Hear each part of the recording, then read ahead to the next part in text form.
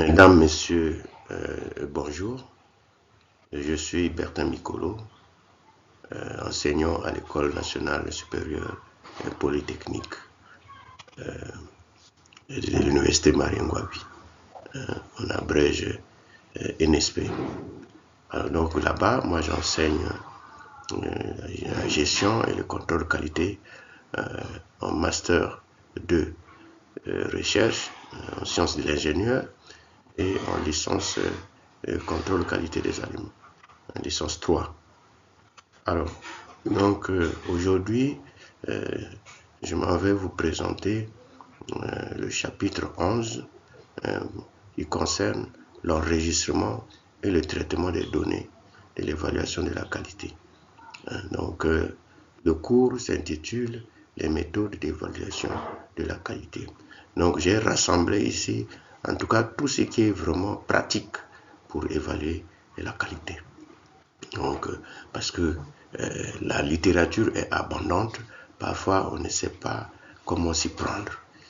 Donc, quand vous êtes devant une responsabilité d'évaluer la qualité, ou bien de contrôler, comme les gens le disent, mais sauf que qui dit contrôler dit aussi des techniques préventives.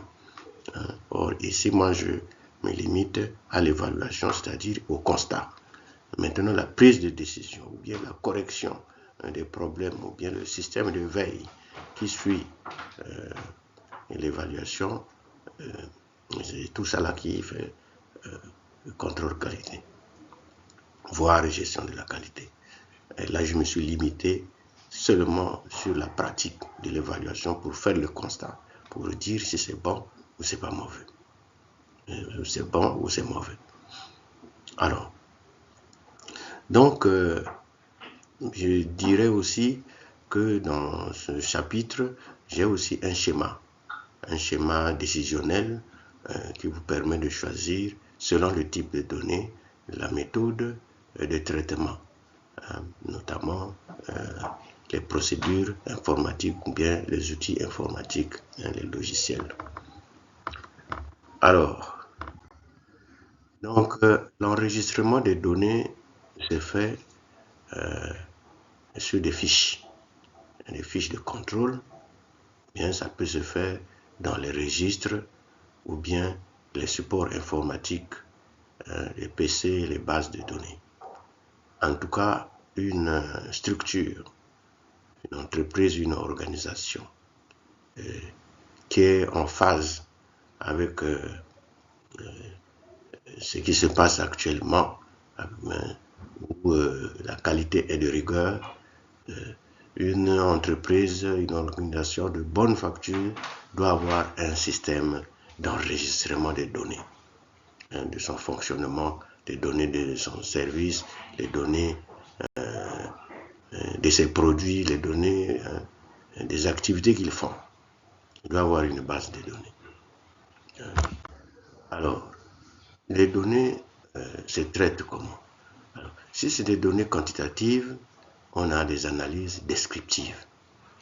On a des analyses descriptives, on a des analyses inférentielles. Maintenant, si c'est des données qualitatives, on a d'autres types d'analyses. Analyse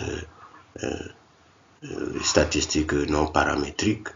Vous avez aussi d'autres types d'analyses pour les données textuelles et audiovisuelles et des analyses aussi pour des données issues de l'Internet. Alors, qu'est-ce qu'on peut retenir? On peut retenir qu'un enregistrement rigoureux garantit un traitement fiable et une prise de décision de qualité. Donc, il faut retenir que d'abord, il faut enregistrer les données, il faut avoir une base de données dans votre entreprise actuelle ou bien votre organisation. Vous devez enregistrer les données. Et maintenant, il faut voir quel type de support il vous faut pour enregistrer les données et quel type de méthode il vous faut. Quand vous avez les données quantitatives, les données qualitatives, Vous avez des logiciels tels que Excel, SPSS, vous avez des logiciels tels que les Minitab qui vous permettent de faire l'analyse. Et vous avez des logiciels tels que le MaxQDA,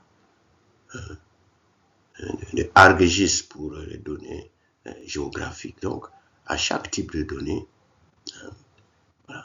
Maintenant, si vous avez, par exemple, les données qu'il faut collecter sur le terrain, vous avez des fiches d'enquête, des enregistrements audio, des rapports, des enregistrements audio, vous avez des schémas,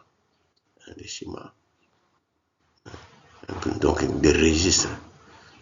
Vous devez avoir vos archives. Et vous devez aussi avoir des méthodes appropriées. Ça coûte parfois un peu d'argent, mais il vous en faut, parce que c'est l'outil qui fait l'ouvrier et non l'inverse. Ça a été dit par quelqu'un. Alors donc, ceci étant, je vous invite seulement à liker, à commenter, et puis à solliciter les tableaux et les schémas décisionnels que j'ai fait pour vous. Mais oui, que je ne peux pas mettre la diabo parce que ça prend un peu beaucoup de place. Donc, je vous remercie et rendez-vous pour la prochaine vidéo. Je vous remercie.